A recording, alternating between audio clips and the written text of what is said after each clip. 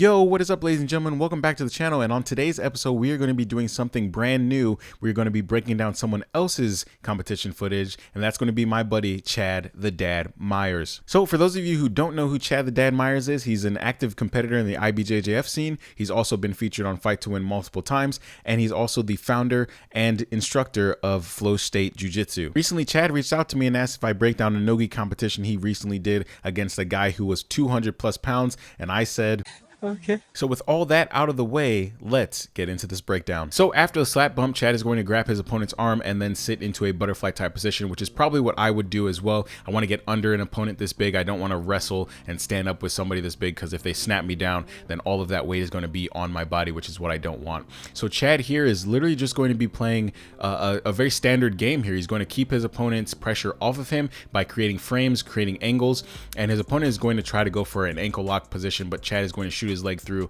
and now it's more on the calf area. His opponent is literally just trying to smother him and try to get a wrist lock right there, but that wasn't going to work on somebody like Chad. And he's not really controlling the back of Chad's head. He's trying to get a grip, but Chad is framing against that arm and preventing him from getting full control of his body. And they're going to be off the mat here, so they're going to be reset into the center. So Chad now, he's got both of his butterfly hooks in, and he's going to start trying to elevate his opponent and try to get to the side. Chad's strength here is going to be his speed and agility, whereas his opponent has strength and size. But his opponent is very, very slow. So what Chad is doing is trying to bring that arm across the center line, trying to get like an arm drag position to get to his back. But his opponent is going to see that ankle is exposed, and Chad is going to have to spin, invert, and get that ankle free. And when he gets that invert, his opponent tries to kind of smother him in the side control, but Chad does the elbow knee connection and frames with his shin and his forearm to stop that side control attempt by his opponent. And now he settles back into an open guard position. Now here, Chad is going to start to basically control his opponent's, the back of his opponent's head, and stop him from encroaching. He still has that half guard position, which is a very good position to play if you're a smaller person against a bigger person, because you can kind of work your way under them and stop them from kind of putting all their weight on you, and they're going to have to reset because they're on a different mat. So right here is the reset, and Chad is still going to be playing this open guard position, fighting for the hands, because if his opponent controls the back of his head, it's going to be a bad day for Chad. He's going to start getting an ankle lock, and he's going to start standing with it to the point where Chad has to post on his right arm to stop the submission from happening. A person who does this really, really well, if you guys want to look that up, is Ursinho Santos. He submitted quite a few people with that standing ankle lock position. The reason he was so successful with it was because he was quick. His opponent here kind of locked up the ankle lock on his knees and then stood very, very slowly, giving Chad the opportunity to post on his right hand and stop the submission from happening.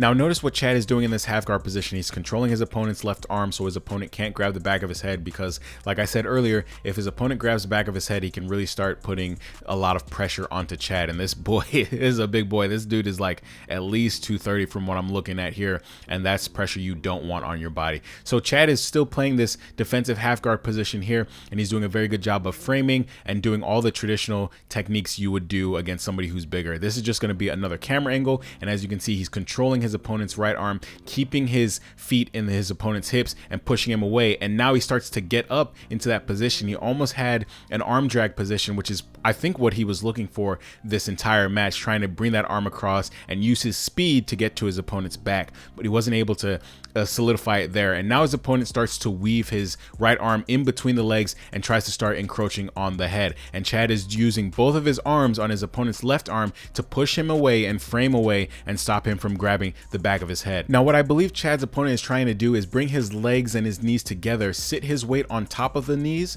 and then start climbing into a side control position. But Chad is using his right arm as a kind of a post and his left arm to frame against his opponent. And when his opponent tries to bring his knees together, Chad is going to take his left arm, push his head down to the mat, and stop him from coming up into side control. He's going to keep pushing using that stiff arm and then square back up and stand up with his opponent. Now that the match is on the feet, you can see just how much this guy towers over Chad in size and weight. Chad is going to go for a standing guillotine, get caught in midair, get slammed on his back, have to use the technical stand up and frames to get back to his feet. And then he's going to talk to the ref a little bit because that slam was a little bit questionable. I don't know what the rule set is, but it's not fight to win, and you know that's a position you don't want to be in, being caught by a bigger guy and then getting slammed on your back. So Chad here is going to be using this butterfly position to come up into a front headlock, and when he's in the front headlock, he's going to spin to the back, get both of his hooks in, and then get the back control. This is what I was talking about earlier. Chad is a smaller competitor, so he has speed and agility on his side against someone who's bigger and slower, and he's able to get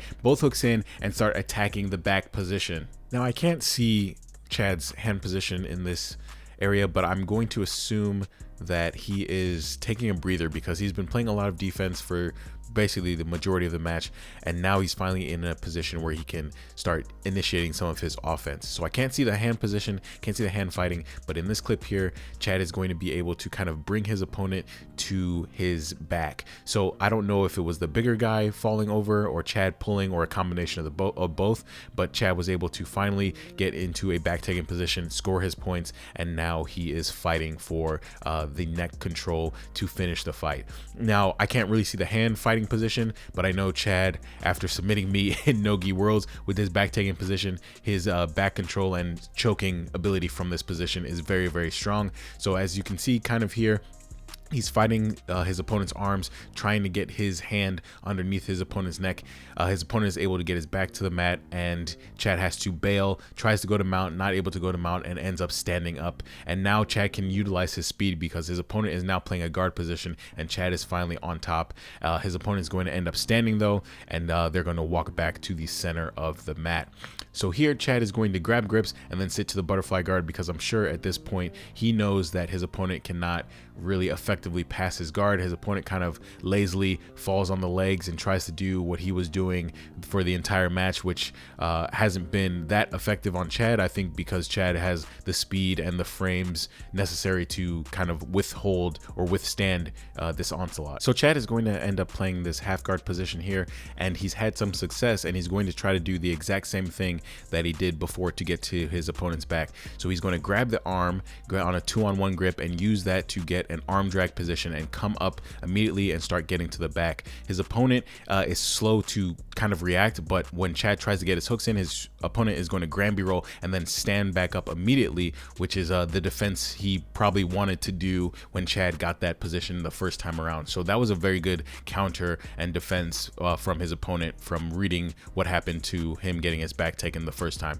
So his opponent is going to try to use a lot of muscle here, kind of push Chad around, and I mean, he has the size to do so, so that's what he's going to start using. So they slap bump and they're going to go again. This is like a position probably that Chad doesn't want to be in. He doesn't want to be in a wrestling match with somebody who's like this big, because he's got so much more strength than Chad. So Chad is going to really hold his own here, really try to get into this wrestling position. They're going to be going all over the mats, into other people's mats, just because of the nature of this guy's size. So he tries to go for a single leg. Chad is able to kind of hook the head, and that's going to actually be the end of the match. That was a long match. I know Chad looks tired. You could tell by how he's putting his hands on his knees that he's very, very tired, but Chad is going to end up walking away with the win here.